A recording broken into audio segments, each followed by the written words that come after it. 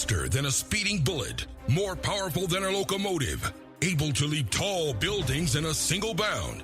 Look, up in the sky, it's a bird brain, it's a plane, it's iWalter. Yes, it's iWalter, strange visitor from another planet who came to Earth with powers and abilities far beyond those of mortal men. iWalter, who can change the course of mighty rivers, bend ears with his annoying voice, and who disguised as Walter Interranti, mild-mannered janitor for a great metropolitan newspaper, fights a never-ending battle for truth, nonsense, and the American way. And now, another exciting episode in the adventures of iWalter. Hey everyone, this is Walter from iWalter. You know what? This is not going to be a full segment show, so I'm not sure what I'm going to do with it. I just wanted to mention something. I actually went and seen Hellfest tonight. Last night I saw this 80s slasher movie, which was okay, but I think Hellfest kind of shocked me. I didn't think it was going to be that good, and it actually was. So it was like, you know what? Maybe I'll do a podcast a little bit on that and maybe mention a few other opinion, my opinion on some stuff, and leave it at that. So it won't be like an irritatingly long episode as I normally would do. A whole hour. I don't even think it's going to become, or it's not going to even get close to that.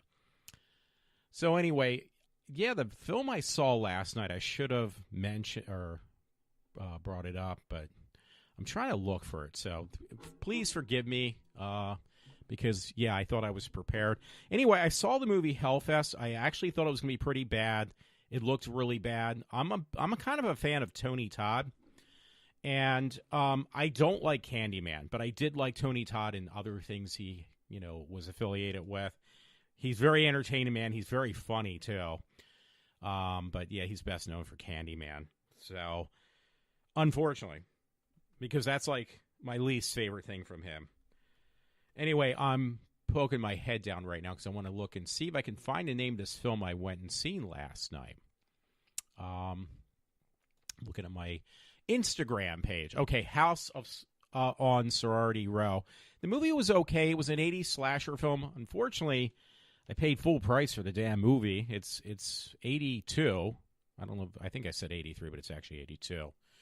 And the film was entertaining, but honestly, it did not keep my attention too well. So,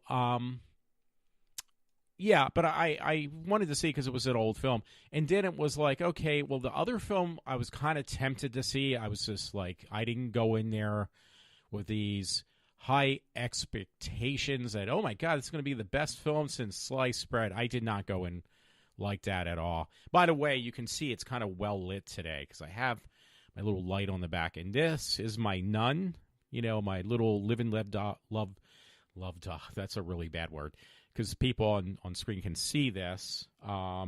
This is the nun, but it's from that series of dolls called Living Dead Doll, I believe it's called. And this is from Puppet Master, this little guy here. So I kind of wanted to add some more atmosphere in the background. Oh, I can see the light behind me. Okay, I'm not doing a very good job pointing. I'm trying to do it. Okay, there we go. So, anyway, Hellfest. Now, don't get me wrong. It wasn't exactly very scary, but at the same time, it was worth seeing at a matinee. So that's what I wanted to mention. Yeah, I was actually really shocked at the film. That's what I wanted to say. It was a throwback to the 80s slasher films and mainly Halloween. They had taken Carpenter's, main idea, and they expounded upon it in Hellfest, which was, wow, this is a shock. Because I didn't expect that. I honestly did not expect that at all. And the parts they had taken was the mask. The person from behind looked like a normal, so to speak, normal human being. And he even actually, you find out at the end, the guy has a family who was a serial killer. It was like, wow, this is a definite throwback. And they did something, if you're familiar with Halloween 1 and 2, I got to show this later on. Let me put this at the screen, see if it focuses in. I got this kick on Hammer films. This was only like $10. And it's like 6 classic Hammer films. So, yeah, that's really cool. So, anyway, yeah, if you remember Halloween 2, where they thought, like, the police are going after Michael Myers, and they shoot and kill who they thought was Michael Myers. I forget how it went. And you find out that the police got the wrong person. It was a young kid just dressed up like Michael Myers, and he was intoxicated, so he wouldn't speak back. He didn't know what was going on. So they used that premise in this movie. It was like, well, you know what? If you do something right, I'm going to have to fix her real quick, my nun. Here she goes. If you do something right, look, I got my Regal cup still.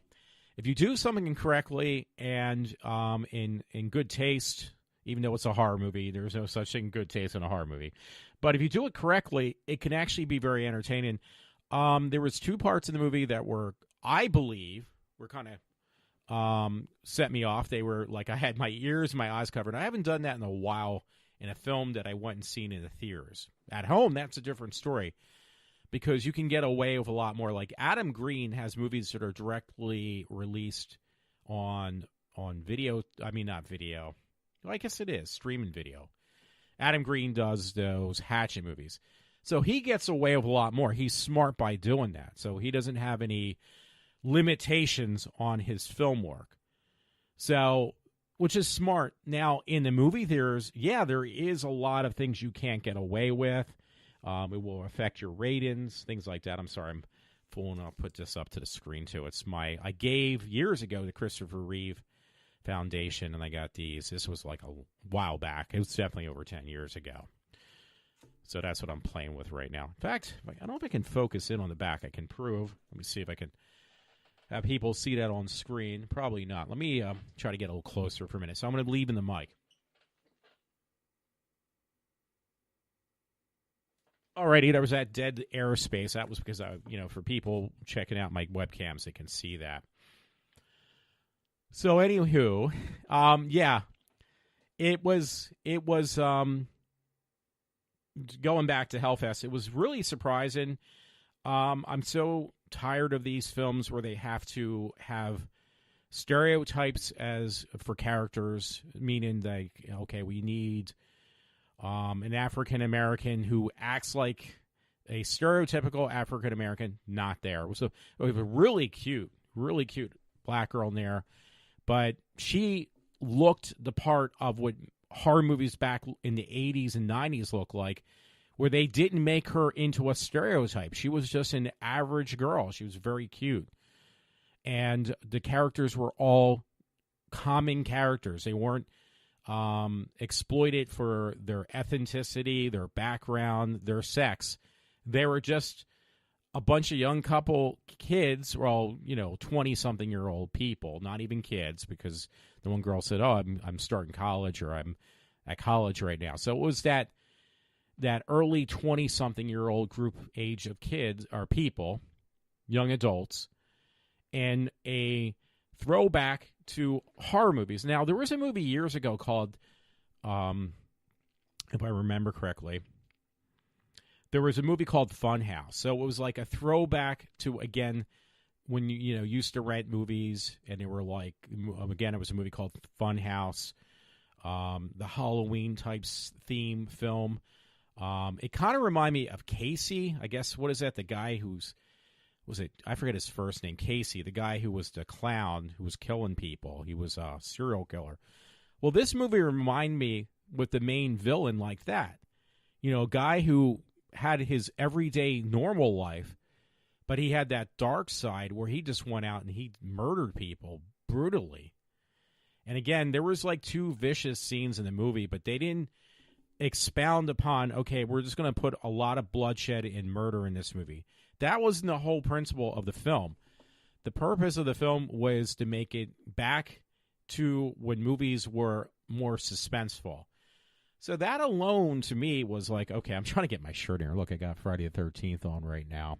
You know what? This is, you're not going to be able to see it. This is one I got from Abercrombie. They didn't have my size, so it was like on clearance for $10 a while back. So I I think it was like, yeah, it was like $10. I got an extra large, which it floats on me as I tuck it in. But who cares? I like shirts that are oversized anyway, T-shirts. But yeah, if you go see Hellfest, I would definitely recommend it. Just remember though, it's not intensely scary. If you're looking for a movie with a lot of bloodshed and a lot of violence, forget it. It's not there. There is 2 scenes that are very disturbing. There was one scene that was so suspenseful that my palms were starting to almost sweat. That's a call for a good film. Now, I'm saying this now, and people are going to go see it, probably like Matt. You'll probably go see it and say, well, Walter, this movie wasn't that great. The whole principle was you don't need a lot of gore and violence in a film to make it a good film, and that's what they were trying to do. They made a film that was not all about the violence. There was violence, but it was more about the suspense. Now, the one girl looked really familiar, and I'm going to have to look her up because I thought it might have been one of the twins. What are those girls' names? There was I'm drawing a blank. But the one girl looked really familiar. This other couple of these actresses, I should say. The actors I didn't really recognize. The actresses I did. Because one was in a TV series I was watching for a while there. I think it was one you have to have membership to, like Netflix or something like that. And I actually like her. I've seen her in something else. And she was really good. I'm actually looking up Hellfest real quick. Now, again, I think the movie's going to get underrated, which, okay, the one girl I seen in another TV series, her name is Bex Taylor Kloss. Okay, so I don't know any of these people. Tony Todd, obviously, but he's only in there for a small segment. The black girl, Edwards is her last name, and the girl I thought might have been related to other celebrities is not. Her name is Amy Forsyth, or I can't say that. Amy something. But these were some really good actors, and again, it says, okay, 79% of the people who had seen it liked it. Rotten Tomatoes gave it only 29%, but you know what? You can't always go by Rotten Tomatoes. They actually gave it not a fresh rating, because I'm looking at it right now, which is a shame because, again, the movie isn't like a gore fest. It's not meant to be. It's a throwback film, and they actually did a very good job. So I hope the film does good. That's why I'm doing this quick podcast.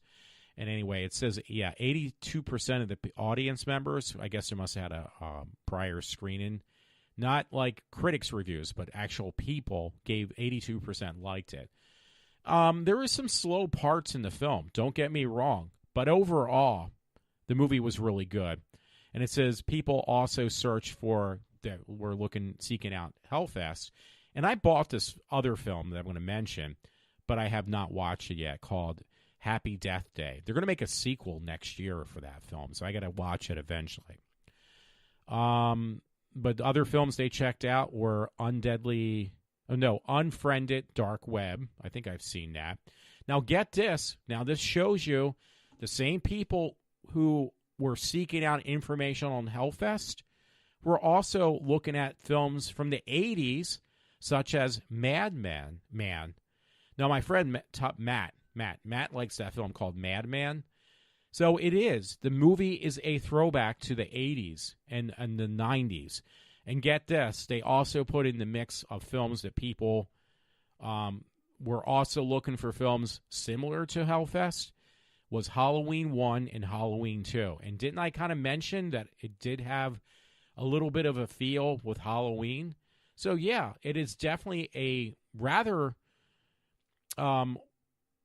it was tastefully done. It was actually done pretty damn well. Throwback to the 80s and 90s slasher films. And, when you grow up with those, you have an appreciation for somebody who actually, tips their hat. Like, hey, I grew up with these films. Probably, I'm just guessing the people who, it's this guy, Gregory Plotkin or whatever, who produced the film. I just want to tip my hat to those guys as well, because they did an actual pretty damn good job. Now, it's not, oh my God, this movie is the best thing since sliced bread. But if you want to see something for Halloween and, not pay full price, go see it at a matinee. It's a little bit slow. I mean, I'm not going to deny that fact. It's a bit slow. But overall, the film was actually pretty damn good. So I'm going to give it a little bit above a 50 mark. From 50 to 100, I'd give it a little bit above that. Well, that's saying a lot for a horror film, trust me. I'm just letting you know. So anyway, I'm going to hold this back up to the screen. These are Hammer films. Anyway, put my face in there, too. Why not? Okay, so I just had to do that. So I got another Hammer collection film, which was, again, it wasn't that much. Hammer films are, again, just like Hellfest, are underrated films that are really good. I'm looking at the movies on here, and it's 6 movies. Two Faces of Jekyll and Hyde, Scream of Fear, The Gorgon, and the other ones are kind of dark to see. And not that important, probably, at the same time. Yeah, it's pretty dark. So, anyway, get this on Amazon if you want to. You can get this on Amazon for like $10. Maybe 15, but I think it was more like 10. And I thought it was 6 films, but it looks like, let's see, 1, 2, 3, 4, 5. Yeah, it is 6 movies. They're not, but these are, Hammer films are movies that were made and produced in England, because a lot of these films you were not allowed to, the film companies in England weren't allowed to get exclusive rights to movies in Hollywood. And that would be like The Mummy, because there's a picture of The Mummy on the box. Let me hold it up again, see if people can see it. Excuse me, The Mummy and Frankenstein. Yeah, Hollywood had a patent on the design look of The Mummy and also Frankenstein and other horror films. So, yeah, they had to come up with their own original ideas. And I know a while back it was like Hammer films were kind of almost looked upon as just being horrible movies, but they're actually pretty tastefully done. But you're talking old films. And Hammer is still, I believe, I mentioned this before, they're still around. For Matt, because look, I'm going to hold the cup up too. I'm taking a swallow from the Regal Cinema Cup. This was a small cup, by the way. This is a small. I had a medium yesterday, and that thing was like a bucket, the soda size. So anyway, that is the main part for Friday the 13th today. I'm wearing my shirt, my Friday the 13th shirt. So I did have a couple of things I was griping about, and this is a different segment. One is just that circus. I mentioned this like very vaguely, because maybe I can keep it even under half an hour. Let's see what time I have. Yeah, I could probably do that. Was with this thing with this Kavanaugh, and the woman who is Ford, who is making all these accusations against the guy running Kavanaugh for Supreme Court justice. So, yeah, what was I going to mention? The whole thing is just a joke, and I've said this to friends. The problem with this is, even if this gets dismissed, and you know what the real sad thing, by the way, is? Now, I hate to say this. You know what's very sad? Is that people are giving her money through, what is he called? I was going to say GoDaddy. I'm trying to look for that right now. Where you donate money to people. Well, she's actually, this fundraiser thing. I see part of it, but it's not what I'm looking at. And, GoFundMe. So people have actually donated money, like $50, $100 and more. So it was on the Wall Street Journal, which I don't want to sign up for the newspaper. I have a friend named Rob. And Rob, by the way, he's a guy I work with. He has the Wall Street Journal. It's like, you know what, Rob, could you get me that paper article and even submit it to me somehow? Because I would like to see that. but he has a copy. He's a young gentleman and a friend of mine. And he actually reads the Wall Street Journal every single day when he gets it delivered to him at his house or his apartment. And but anyway, there was a thing on the Wall Street Journal that says that a lot of women were really upset about this because it makes women look really bad. And it says Dr. Ford has 5 GoFundMe accounts and a total of $900,000. And somebody wrote underneath, let that sink in. So there was a couple of women who put this up on Facebook. They were very pissed off. And I don't blame them, by the way. I'm very upset about that. So, yeah, and going back to Kavanaugh, even if he gets cleared that he gets to become the new Supreme Justice judge, he's still going to have for the rest of his life over his head that he was, well, at that point it would be acquitted, I guess, of charges against him for sexually assaulting a woman. That's not going to go away. So the problem I have is if you're a man, and you know what was funny, ladies and gentlemen? I was listening to Rush Limbaugh today, and a woman called in. She's got little kids. This woman called in to Rush, and she said, I'm like really upset about this because I have sons. This young woman had sons, and she's afraid what's going to happen to her kids when they get old enough as men when they grow up, because it won't take that much for a woman to go out there and accuse them of being saying that they're this woman's sons when they become adults, that they had sexually assaulted a woman, and that the public's going to believe that. And if that happens, their whole entire life is going to be ruined. So that's a scary thought. I've mentioned this before to friends and stuff.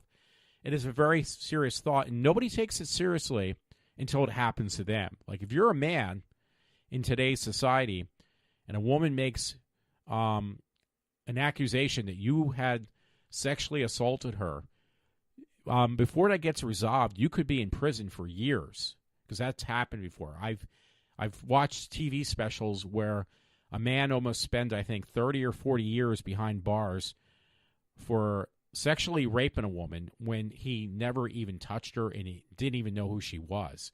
She just randomly picked this guy, and he went behind bars for, again, like 20 or 30 years of his life. And then she confessed that she lied about this particular individual raping her. So we live in a society that, in the United States, that if you're a man and a woman just wants to randomly pick you out and say, well, this guy raped me, most likely the courts are going to favor in her direction, not yours. So that's very scary. I just want to let you know that. And when I heard this woman call in, I was like, well, thank you for somebody like that doing that. Hey, a little light note on the side. I just saw this because one guy on my Facebook, he put some pretty good stuff, and it's a little bit more lighter before I go into some dark stuff. I might even, I'm okay. I'm still under half an hour. I'm going to try to keep it around 30 minutes if I can. It probably would be that. New Line Cinema is going to actually try to remake that film. If you haven't seen it, it's really good. It's from... I want to say like China. I don't want to stereotype, but it's a movie called Train to Busan. It's a zombie movie that was an Asian released horror film, and it had subtitles, and it was really damn good. So now they're going to remake it into an American version, which is like, why touch a film that is perfect that was only done a few years ago? But they've done that before. They did that with... not in an Asian film, but they did that with Let Me In, I think it was called, and it was called Let the Right One In or something.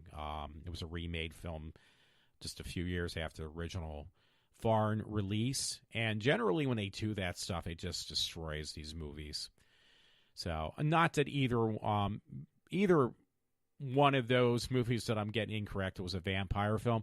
They were both very entertaining, but if you see the original one with the subtext, it was much better than the remake, hands down.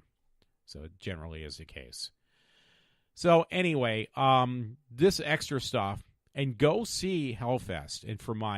But don't come to me and say, well, this movie wasn't as good as what you said. I think it's really difficult for that film to actually, do a good job of putting a trailer together. It's just really hard. But don't get me wrong, the film was definitely a throwback, and it was definitely a refreshing. I can say, okay, now Halloween for myself, has actually started, because this film was actually pretty damn good. So anyway. Oh, by the way, I'm looking at this too. This is pretty surprising, because I don't know how many times I had my fantasies about Olivia Newton-John. She just celebrated her 70th birthday. Yeah, I mean, growing up as a kid and seeing her in those music videos when I was a kid, and obviously in Greece, I had some pretty disturbing thoughts about her. Not disturbing, but they were inappropriate to mention anywhere. But yeah, she was like very sexy back in the day. I'm not saying she's ugly now. She's 70 years old.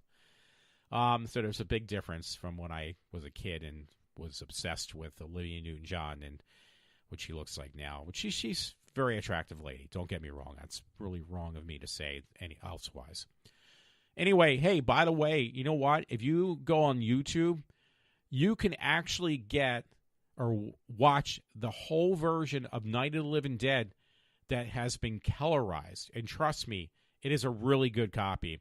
I was so intrigued by it. I was like, wow, I wonder if I can get this on DVD or Blu-ray, because not that I want to waste any more money, because that movie scared the poop out of me. And it was Night of the Living Dead.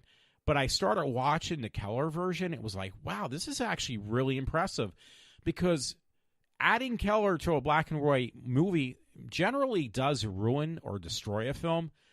But movies like Night of the Living Dead, it actually adds another dimension to the film. It adds, like, almost, it's like watching a 3D movie. Not that it's 3D, but there's certain things you can't make out with black and white film that you can definitely do so when the movie is properly colorized and if it's restored properly. So this was one, and it's absolutely free on YouTube.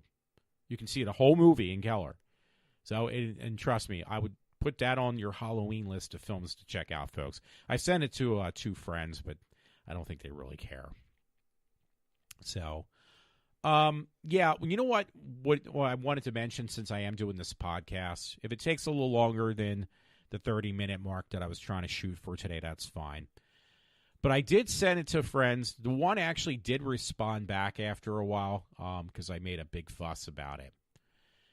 And it was a woman I followed for, I would say, probably around 3 years now. And I felt really bad. And she's on my Instagram. And her name's Lizzie. She's a poor woman now, somewhere in her 20s.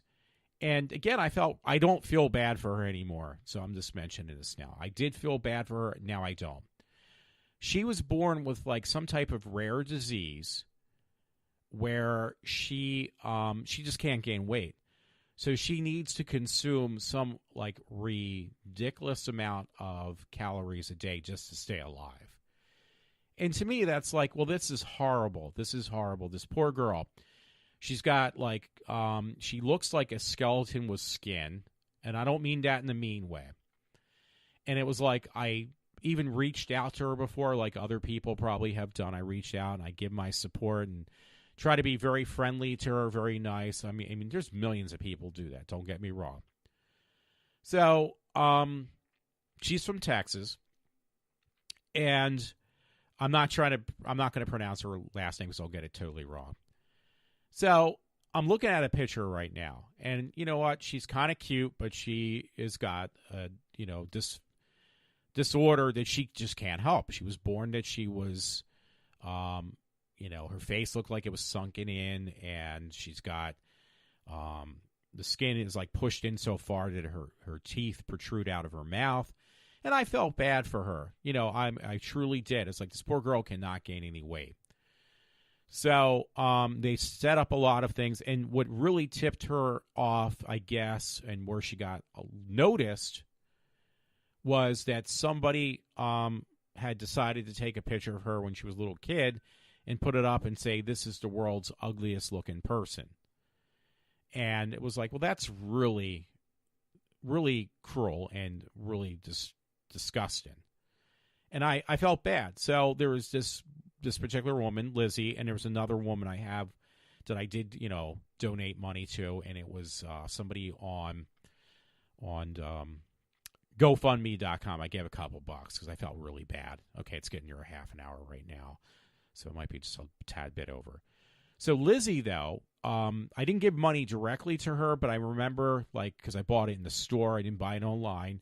But she does a lot of motivational speeches, and people love her for that. And I did, too. I'm saying past tense. Because it was like, well, this girl had her share when she was a little kid, but so did I. I hate to tell you, I got picked on really bad, really severely when I was a kid. I got insulted, picked on, bullied, name called. I mean, the whole 9 yards, and I didn't do anything to deserve that stuff.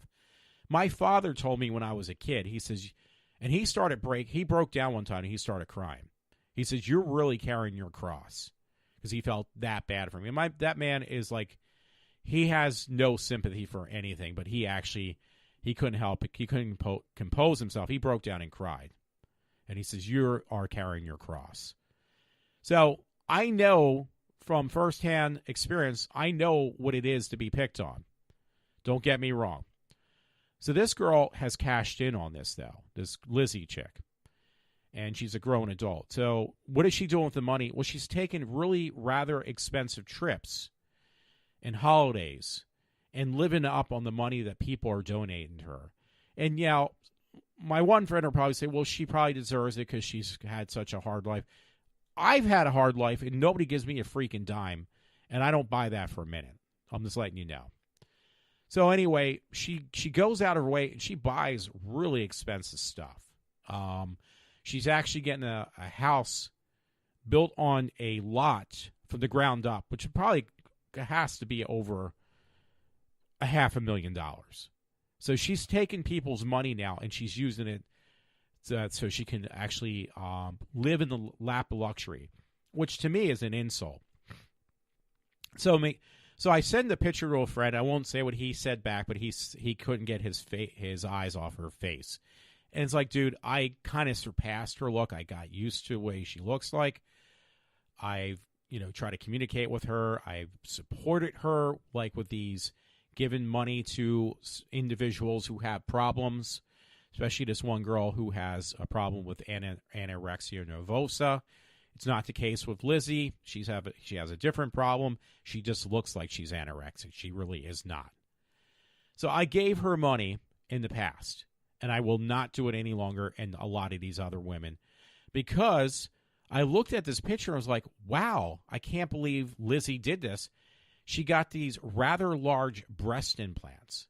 Now, she can't keep weight on. She is like skin and bones. And now that she's getting all this money and all this notoriety, it went from her being the world's ugliest person to being like a celebrity whore. I don't know how else to put it, a celebrity whore. So she's gotten, she got these, and I was like, am I seeing things? Because they look awfully big. And I never saw Lizzie in the years that I used to follow her for the last 3 years, her having breasts that look like triple E's or double E's or whatever you want to call it. And it looks rather unusual for a girl who was, skin and bones. So I looked on these blog pages, and somebody got really pissed off besides myself, and put on Lizzie's blog board. She said, "Did she really get breast implants?" And put explanation points and question marks. This other individual couldn't believe it either. So she's taken money, and she's basically, and to me, she's taking people's money that they're donating to her. And she's putting it into living a life that no one can live on their income. but she's living on other people's income because she's now taking advantage of people feeling sorry for her and giving her all this money. So she goes out, and again, she gets some rather large breast implants. And it's like, oh, my God, that's it. I am not going to give any money to these people, these ladies who go out and say that I'm being victimized. And you know what? I mean, it should be a wake-up call with Lizzie and this other woman, because the woman with anorexia nervosa, because I actually did a research paper at this place called the Renfrew Center. That's for women with eating disorders. I actually dated a girl who had an eating disorder years ago. Her name was Wendy. I do know her last name. Not necessary for me to disclose all her information for Wendy. A lovely girl, but she had an eating disorder. She would binge and purge. And that, to me, with Lizzie, again, she doesn't have an eating disorder, even though she looks like she may have one. That's an insult. That's a slap in the face for people with eating disorders. That's a slap in the face with a person who has some type of severe disability. When you're taking that money and you're using it just to entertain or live a lifestyle of no puns intended, but for the rich and famous, that to me is an insult. So I'm done with that whole thing. And the one is the best is those two ladies are really bad. Trust me, the ones I just mentioned. But that woman, Ford, is another joke because she's a professor. She is a psychiatrist, and she talks like she's 16 years old. Not even. She sounds like an 8-year-old, and she's like a few years older than I am. And she sounds like an 8-year-old little girl. So to me, that's another insult. So anyway, that's what I wanted to say on the darker side of my Friday. So I hope other people kind of wise up, and especially men. I hate to say this, men, you need to grow up. A lot of men out there, and you got to think like my friend Todd said years ago, or not even. He said that not too long ago. He said to me, Walt, I need to think with my big head and not my little head, because a lot of guys, I'm trying to get this Friday the 13th thing in my view of the camera. Gentlemen, you need to think with your big head, not your little head. And for those who don't know what that means don't think with your penis, think with your brain, because a lot of men out there don't. A woman has an upper hand every single time in any situation, and she will manipulate a person to make that man do whatever she wants. Basically, men are wrapped around women's fingers. So I don't believe this whole misconception that women are being victimized. I don't believe that at all. Are there women out there that are truly being mistreated? Absolutely. Are these women are women in general being victimized? Absolutely not. I told my friend Matt there was a film, actually I can pull this up on iTunes because I wanted to see it. It looked really good. It was like one of these 1960, it was a 1960 film. It was a classic movie with the guy who did the claymation monsters from back in the 50s and 60s that was really big, like Clash of the Titans, which actually was 1980. So anyway, the film was called It Came from Beneath the Sea, and it was colorized. Now, this will fit in, by the way. So it was colorized, and it was like, wow, this is great because I love certain types of science fiction / horror, and a lot of it is with Navy ships and stuff. I have some fascination in that because I used to love, when I was a little kid, I used to love this show called Voyage to the Bottom of the Sea. So It Came from Beneath the Sea was kind of like that because it had a Navy submarine and stuff, and it was just about the Navy trying to get kill off this oversized, monstrous, what do you call it, octopus. I forget what the word is for an octopus, but an octopus. And it was like, wow, this looks really cool because it's been colorized. And I love the film. But the main protagonist in the film, not the monster, but this woman that was in the film, she was a smart scientist who back in 1960 had manipulated at the same exact time two men. And one was a friend of hers, a fellow scientist, and another one was she manipulated to this Navy sergeant or Navy guy. She manipulated him by using her sex appeal. And it was like, wow, this stuff is, has been going on since 1960 and before that, obviously. So what I'm trying to reach out and say is, this whole thing of women playing the damsel in distress and playing that they're helpless, hey, I'm going to drop my handkerchief, you're going to pick it up for me, or the gentleman who has to put down his raincoat over a puddle so she won't get her shoes wet. That's been, and guys feed into being chivalrous has been going on for a long time. It's been going on probably for centuries.